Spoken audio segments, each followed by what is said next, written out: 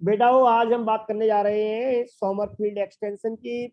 इसका मतलब सिंपल सा ये है कि सोमरफील्ड ने बोर के एटॉमिक मॉडल में कुछ करेक्शंस किए।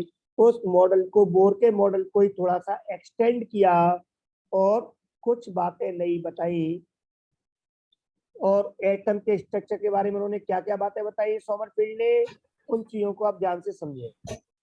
पहला तो करेक्शन ये था सोमरफील्ड का, बेटा हो इन्होंने क्या कहा, ये कंपेयर करेंगे कि बोर ने क्या कहा था। बोर ने बेटा ऑर्बिट या शेल के बारे में क्या कहा था कि इलेक्ट्रॉन न्यूक्लियस के चारों तरफ स्टेशनरी 2 डायमेंशनल सर्कुलर पाथ में घूमता है। बोलो बेटा, यही कहा था ना? Yes sir. Very good. Yes sir.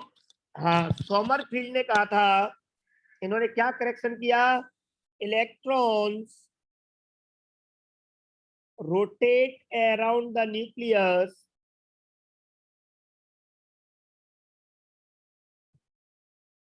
in circular as well as elliptical path।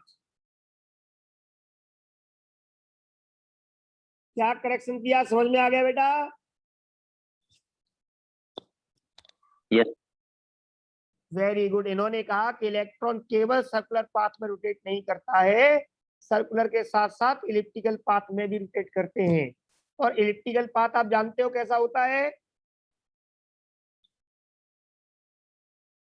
मैं बना के बता रहा हूं, ध्यान देना आप लोग। Elliptical path something like this. Ellipse जानते हो आप लोग? यस सर, जानते हैं। Very good. तो ये जो इलिप्टिकल पाथ है, इस इलिप्टिकल पाथ में 2 सेंटर्स होते हैं और इन दोनों सेंटर्स को मिलाने वाली जो लाइन होती है मेरे बेटाओ, इसको हम बोलते हैं मेजर एक्सिस। मैं आपको यहाँ पर केवल सोमरफील्ड एक्सटेंशन का केवल इंट्रोडक्शन दे रहा हूं, मैं आपको ये ध्यान रखना, फुल डिटेल नहीं पढ़ा रहे हैं हम सोमरफील्ड की। इतना जितना हमें जरूरी है सिर्फ उतना पार्ट पढ़ रहे हैं। तो इस एक्सिस को हम क्या बोलते हैं, मेजर एक्सिस। क्या बोलते हैं बेटा? Major axis. और इन बिल्कुल, और इस मेजर एक्सिस का जो परपेंडिकुलर बाई सेक्टर होता है, दैट एग्जैक्ट 2 पार्ट में डिवाइड करे और 90 डिग्री पे जो लाइन खींचते हैं उसको हम बोलते हैं माइनर एक्सिस। वेरी गुड बेटा।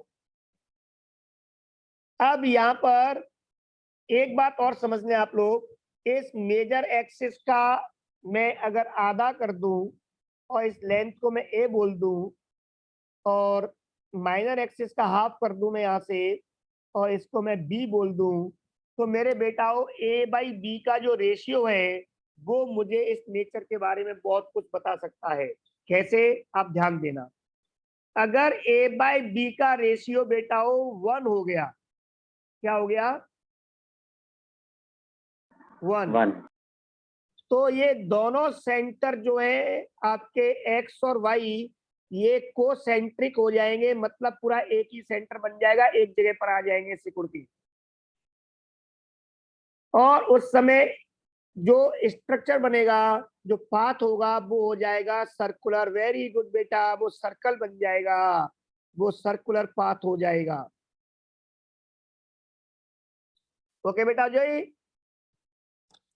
और उस समय ए और उस समय हम ये कह सकते हैं कि ए और बी बराबर है, और इस ए और बी को हम कह सकते हैं radius of that circle. Okay बेटा हो? Yes sir. Yes sir. और अगर मेरे बेटा हो ए बाई बी की वैल्यू 1 से कम हुई तो ये अभी भी इलिप्टिकल ही रहेगा, बट अंतर इतना हो जाएगा कि इस इलिप्टिकल पाथ में अब ए को बोलेंगे हम यहाँ पर माइनर एक्सिस और बी हो जाएगा मेजर एक्सिस। मतलब ये कुछ इस तरह से बन जाएगा। तो ये वाला जो एक्सिस है वो क्या हो जाएगा, मेजर, और ये छोटा वाला क्या रहेगा, माइनर। Is that clear? पर पाथ इलिप्टिकल ही रहेगा। जिसको हम मेजर कह रहे थे वो माइनर कहा जाएगा, जिसको माइनर कह रहे थे वो मेजर कहा जाएगा, बट पाथ में कोई अंतर नहीं आएगा। Is that clear? Yes. Yes. Yes, sir. क्योंकि ए बाई बी लेस देन 1 है, इट मींस ए है वो छोटा है बी से, और जो छोटा है उसको माइनर एक्सिस, जो बड़ा एक्सिस है उसको मेजर एक्सिस, नो प्रॉब्लम। अगर मैं यहाँ पर बेटा ए बाई बी की वैल्यू को ज्यादा कर दूं एक से, तो ये इलिप्टिकल ही रहेगा पाथ, और उस केस में ए मेजर ही रहेगा और बी माइनर ही रहेगा। इससे एक पिक्चर तो क्लियर हो गई कि अगर ए बाई बी की वैल्यू 1 है तो सर्कल, और ए बाई वैल्यू की 1 नहीं है value, that is a by b is not equal to 1, तो पाथ रहेगा इलिप्टिकल। तो हम इसके केवल दो पार्ट बना सकते हैं, if a by b is 1 then circle, if a by b is not equal to 1 then elliptical. Is that clear? Yes, sir. Very Yes. good. और अगर a by b की वैल्यू जो है वो इंक्रीज हो रही है, ये बढ़ती ही जा रही है, 1 से भी और ज्यादा हो रही है, तो इसका मतलब है दैट इज पाथ जो है, या जो हमने बनाया है यहाँ पर ये elliptical path will be more elliptical, path उतना ही ज्यादा इलिप्टिकल होता चला जाएगा। मतलब ये कह सकते हो आप लोग कि ये इस तरह से बन जाएगा और इलिप्टिकल हो जाएगा। इज दैट क्लियर बेटा? Yes, sir. Very Yes, sir. Good.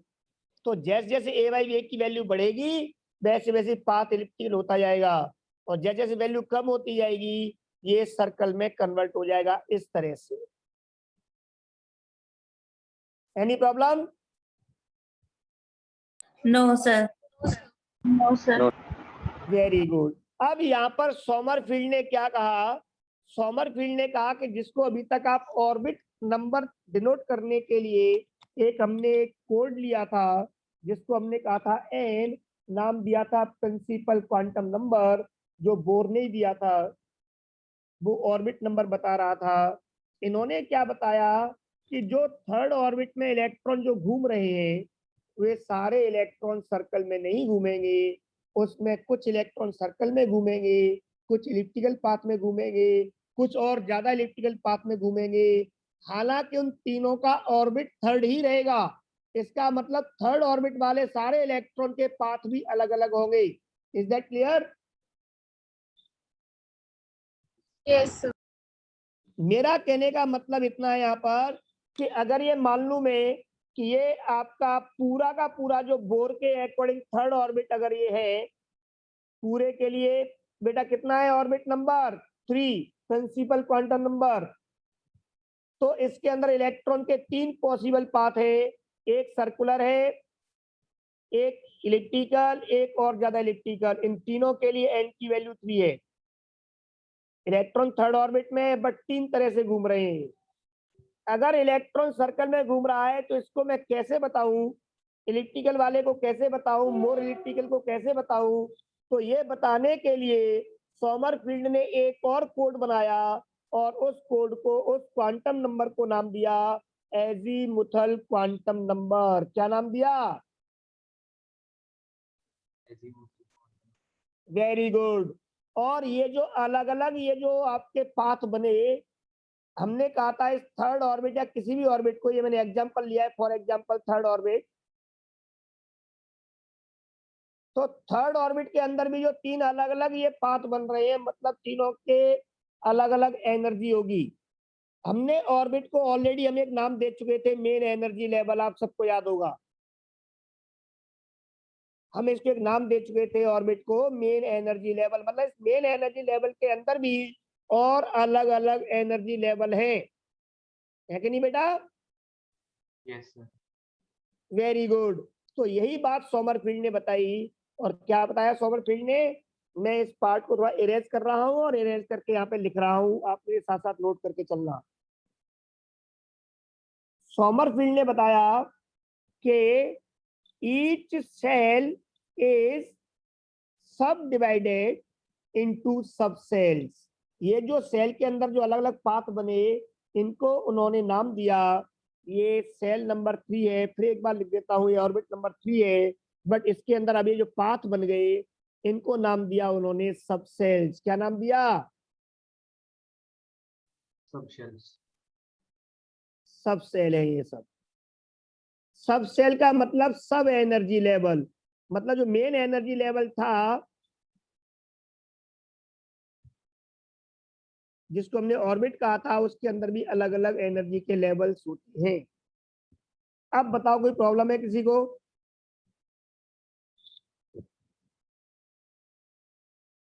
No sir.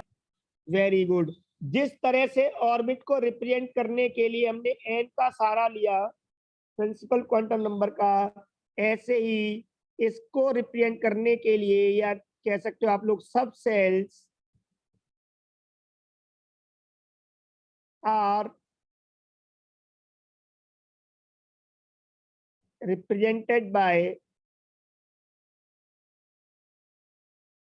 azimuthal quantum number AZI, ये Z है, AZIMUTHAL, azimuthal और subsidiary quantum number.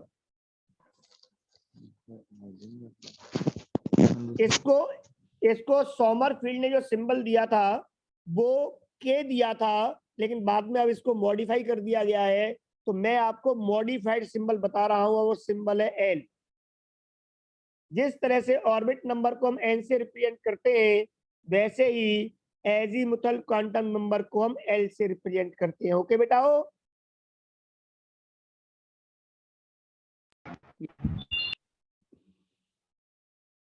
Very good. और अब इनकी वैल्यूज दी गई, अब उन वैल्यूज पे ध्यान देना बेटा। आप लोग बताओ एन की वैल्यू कितनी होती है? वैल्यू ऑफ एन कितनी होती है बेटा? सर 3। नहीं, ये तो मैंने एक एग्जांपल लिया है। ये वैल्यू ऑफ एन होती है ऑर्बिट नंबर के बराबर, है ना? Yes sir. Very good. मतलब ऑर्बिट के नंबर को रिप्रेजेंट करती है। और ये वैल्यूज कितनी हो सकती हैं? ये एन की वैल्यूज क्या क्या हो सकती हैं? तो पॉसिबल वैल्यूज क्या होंगी एन की? कि पॉसिबल वैल्यूज जो ऑर्बिट की के नंबर्स होते हैं, 1 2 3 4 5, ऑर्बिट नंबर 5 6 7 ऐसी होंगे ना, इंटीजर। तो पॉसिबल वैल्यूज एन जो होंगी वो 1 2 3 डॉट डॉट डॉट इनफिनिट तक कुछ भी ले लो आप, क्योंकि वो ऑर्बिट नंबर है। ऑर्बिट नंबर तो 1 2 3 4 ऑर्बिट होगा बस। इसी तरह से मेरे बेटा हो, अगर मैं आपसे यहाँ पर पूछता हूं कि एल की वैल्यूज क्या होंगी, एन की तरह से एल की वैल्यूज क्या होंगी? तो पॉसिबल वैल्यूज ऑफ एल होती है 0 से लेकर के n-1 तक। वो वैल्यूज क्या क्या होती है बेटा? पॉसिबल वैल्यूज 0 से n-1 तक। Is that clear? Yes sir. लेकिन Yes, वो वैल्यूज, वेरी गुड, लेकिन वो वैल्यूज कितनी होती हैं? नंबर ऑफ वैल्यूज कितनी होती हैं? तो आप समझदार हो, कितनी वैल्यू दोगे आप एल की? तो एल किसको दे रहे हो? सब सेल को रिप्रेजेंट करने के लिए ना। तो जितने सब सेल होंगे उतनी वैल्यू देनी पड़ेगी। घर में कितने नाम रखे जाए, जितने लोग होंगे, ऐसे ही एल की कितनी वैल्यू दोगे आप लोग? जितने सब सेल होंगे, हर सब सेल को अलग नाम देना पड़ेगा। तो इसका मतलब नंबर ऑफ वैल्यूज कितनी होंगी एल की? कि नंबर ऑफ सब सेल के बराबर। नंबर ऑफ सब सेल इन अ सेल, किसी सेल में कितने सब सेल हैं उतनी वैल्यू देनी पड़ेगी। और किसी सेल में कितने सब सेल होते हैं? इक्वल टू एन, उस सेल नंबर के बराबर, उस सेल की प्रिंसिपल क्वांटम नंबर के बराबर। Is that clear? Yes sir. तो मैं यहाँ Yes, पे sir. हाँ, तो मैं यहाँ ये कहना चाह रहा हूँ, फॉर एग्जाम्पल मैं ये कहना चाह रहा हूँ कि थर्ड ऑर्बिट में इसमें कितने सब सेल होंगे? नंबर ऑफ सब सेल कितने होंगे इसमें? आप एन के बराबर, दैट इज 3 सब सेल होंगे। कितने सब सेल होंगे? 3। और तीनों सब सेल को 3 अलग अलग कोड देने पड़ेंगे, मतलब एल की वैल्यू भी आपको 3 देनी पड़ेगी। बट वो वैल्यू क्या क्या दोगे, पॉसिबिलिटी क्या है, वैल्यूज क्या होंगी, वैल्यू तो 3 दोगे, नंबर पता लग गया 3 वैल्यूज होंगी एल की, बट वैल्यूज क्या क्या होंगी कि 0 से लेके n-1 तक। तो वैल्यू क्या होंगी एल की बेटाओ? 0 1 2। वेरी गुड, शाबाश बेटा, मौज कर दी। तो यहाँ पर अगर n 3 है तो उस केस में l की वैल्यू हो सकती है 0, 1 या 2, क्योंकि n-1 तक, n 3 है तो 3-1 दैट इज 2 तक, 0 से 2 तक मतलब 0 1 2, बट होगा इंटीजर।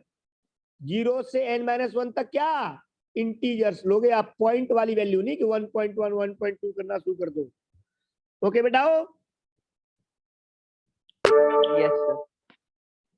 तो अब यहाँ पे आप देख लीजिए कि इसका मतलब इसके लिए n कितना होगा, कि इसके लिए n होगा 3, n इसके लिए कि 3, इसके लिए n किसके लिए भी 3, क्यों? क्योंकि सब थर्ड ऑर्बिट के ही तो पार्ट है। लेकिन इन तीनों के लिए जो l की वैल्यू होगी वो क्या होगी, कि इसके लिए l की वैल्यू क्या होगी भाई, इसके लिए l की वैल्यू क्या होगी, इसके लिए l की वैल्यू क्या होगी, तो ये अंदर से बाहर की तरफ 0 1 2। Is that clear? Yes, sir. Very good. इस तरह से एजीमुथल क्वांटम नंबर की डिस्कवरी किसने की, सब सेल का कंसेप्ट किसने दिया, सोमरफील्ड ने। तो इन्होंने क्या करेक्शन किया सोमरफील्ड ने बेटा बोर में, कि एक ही पाथ के अंदर भी अलग अलग और छोटे छोटे अलग अलग आपके तरीके से इलेक्ट्रॉन घूमते हैं, अलग अलग पाथ पॉसिबल है। इलेक्ट्रॉन सर्कल के साथ साथ इलिप्टिकल पाथ में भी घूम सकता है। जब भी ये सर्कुलर पाथ में घूमता है तो एल की value always 0। Is that clear? Yes, sir. Very good. Sir. चलो अब आगे बढ़ते हैं। इस सोमरफील्ड के इस code number azimuthal quantum number L के बारे में और भी डिटेल्ड में हम बात करेंगे क्वांटम नंबर टॉपिक के तौर पे अलग से टॉपिक बनाकर। लेकिन अभी अब हमारा मेन जो यहाँ पे मुद्दा है वो है जो बोर की जो कमियां थी, लिमिटेशंस थी, उनमें से सोमरफील्ड ने किस कमी को दूर किया और कैसे उसको एक्सप्लेन किया, तो हम इसमें आगे वही बात करने जा रहे हैं। तो मैं तो इस पार्ट को इरेज कर दूं बेटा? Yes, sir. Very good. देखो सोमरफील्ड बहुत डिटेल में है, लेकिन आपको मैं सिर्फ उतना ही पढ़ा रहा हूं जितना हमें जरूरी है। देखिए अभी मैंने आपको बताया, एक बार फिर वापस से हम बोर से इसको कंपेयर करते हैं, तभी अभी समझ में आएगा। मेरे बेटा बोर ने कहा, बोर के अकॉर्डिंग तो अगर इलेक्ट्रॉन मान लो फोर्थ ऑर्बिट से थर्ड ऑर्बिट में आ रहा है, किस में आ रहा है, फोर्थ से थर्ड में। ओके बेटा, हाइड्रोजन एटम में इलेक्ट्रॉन कहां से आ रहा है, फोर्थ ऑर्बिट से थर्ड में। तो इसमें से एक क्वांटम निकलेगा और वो क्वांटम फोटोग्राफिक प्लेट पर पड़ के वहां पर एक लाइन ड्रॉ कर देगा। तो एक लाइन बनेगी, ये किसने कहा, बोर ने। Is that clear? Yes. Yes, sir. हाँ, तो ये अकॉर्डिंग टू बोर, चलो मैं लिख देता हूं, ये बोर के अकॉर्डिंग ये कहानी होगी। अब हम बात करते हैं इसके आगे अकॉर्डिंग टू सोमरफील्ड क्या होना चाहिए।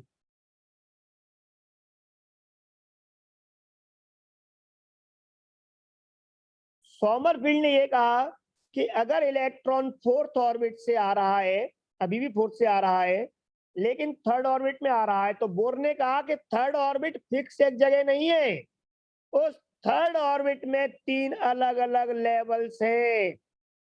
3 क्यों है? क्योंकि कितने लेवल होंगे ये ऑर्बिट नंबर पर डिपेंड करता है। अगर थर्ड ऑर्बिट है तो उसमें 3 लेवल होंगे, मतलब 3 सबसेल होंगे। फोर्थ ऑर्बिट है तो उसमें 4 लेवल 4 सबसेल होंगे। फिफ्थ है तो उसमें 5 सबसेल 5 लेवल होंगे। Is that clear? Yes, sir. तो बोर ने कहा कि जिसको आप थर्ड ऑर्बिट कह रहे हो वो थर्ड ऑर्बिट कोई एक फिक्स जगह नहीं है, उसमें 3 अलग अलग एनर्जी लेवल्स है बेटा जी। और इन एनर्जी लेवल्स के अकॉर्डिंग अगर किसी एटम में इलेक्ट्रॉन फोर्थ से यहाँ पे आके रुक गया तब भी हम कहेंगे थर्ड में आया, उस समय क्वांटम निकलेगा। अगर उन्होंने कहा कि अगर ये इलेक्ट्रॉन फोर्थ से इस वाले लेवल में आके रुक गया तब भी क्वांटम निकलेगा। उन्होंने कहा कि अगर ये फोर्थ से आकर के इसमें आ गया तब भी इसमें से क्वांटम निकलेगा। और इन तीनों क्वांटम की वेवलेंथ अलग अलग होगी क्योंकि एनर्जी लेवल अलग अलग है, डिफरेंस अलग अलग है। इसका मतलब अगर ये फोटोग्राफिक प्लेट पर गिरे क्वांटम तो 3 तरह के क्वांटम की वजह से 3 लाइंस मिलेंगी। आया फोर्थ से थर्ड में ही है बट अब 3 लाइन मिलेंगी। पहले कितनी मिल रही थी? 1, अब कितनी मिलेंगी? 3। Any problem? No, sir. तो ऐसा लग रहा है जैसे कि ये लाइन स्प्लिट हो गई, 3 टुकड़ों में बट गई, इसलिए इसको बोलते हैं स्प्लिटिंग। अब ऐसा कब कब होता है वो ध्यान दो आप लोग। बोर के अकॉर्डिंग जो आपको आपने मिलेगा, ये स्पेक्ट्रम है। बोर के अकॉर्डिंग जो स्पेक्ट्रम आपको मिलेगा ये हाइड्रोजन लाइक एटम्स और आयंस में मिलेगा।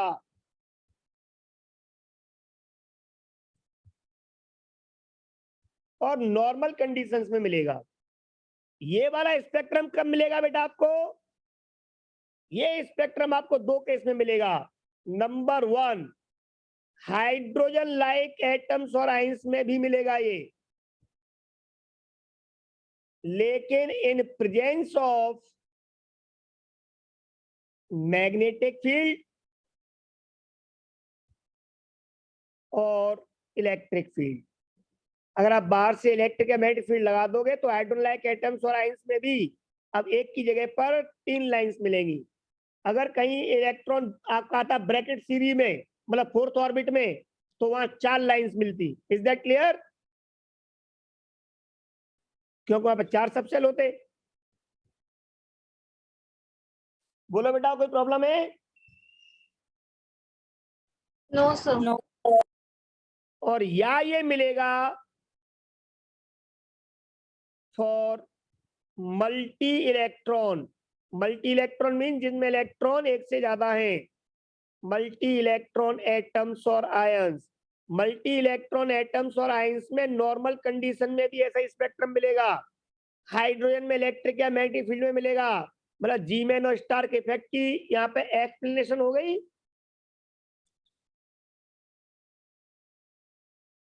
Very good.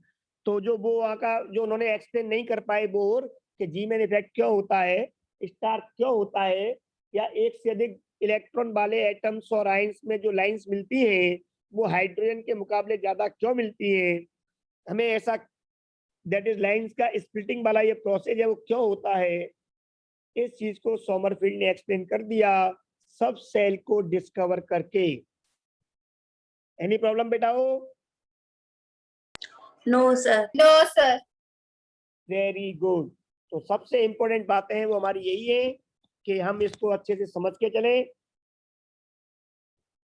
कि बोर का एटॉमिक मॉडल में कमियां क्या थी और वो दूर कैसे की गई। तो आपको सोमरफील्ड क्लियर हो गया? Yes, sir. हाँ, सब सेल की डिस्कवरी क्लियर हो गई। अब बस एक लास्ट बात और लिख रहा हूँ, उसके बाद क्लास को हम एंड करेंगे। एक लास्ट बात और देखो बस, वो भी 5 मिनट की।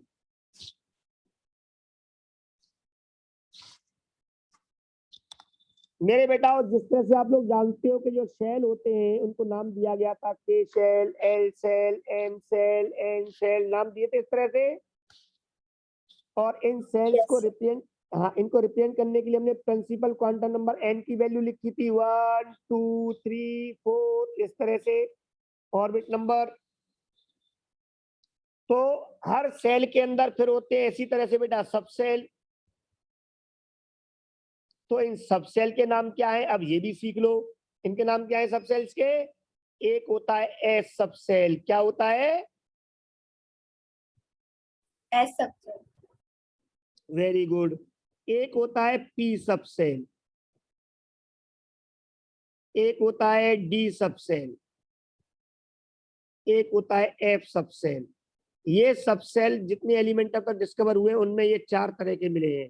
पर हमने एक पांचवा और मान लिया है हाइपोथेटिकल, कि अगर और आगे डिस्कवर कोई ऐसा एलिमेंट हुआ जिसका एटॉमिक नंबर बहुत ज्यादा हुआ तो वो उसके अंदर एक कोई नया सबसेल भी मिल सकता है, पर हमने उसको अभी एक नाम दे दिया जी। पर जी वाला कैसा है? हाइपोथेटिकल, मतलब अभी पता नहीं है आगे मिलेगा भी कि नहीं मिलेगा। ओके बेटा हो, Yes, sir. Yes, sir. इनको Yes, हाँ sir. इन वेरी गुड, इनको यहाँ पर ये जो है इनकी लिए अब वैल्यू किसकी दी? इसको वैल्यू क्या देते हैं? L, azimuthal quantum number. जैसे हर सेल के लिए एन फिक्स है ना बेटा,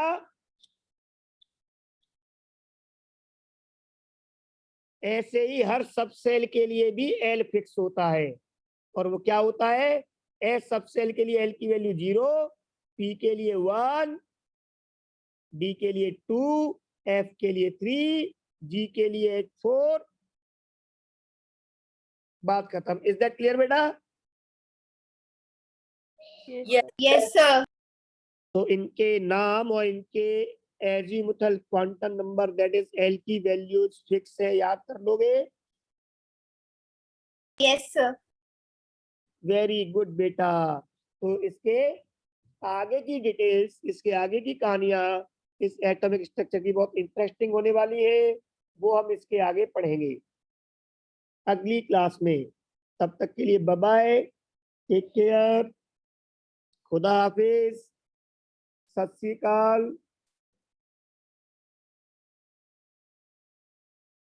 Thank you, sir. ओके बेटा, Thank you, sir. Thank you, Thank you, sir. sir. Okay बेटा, वेलकम।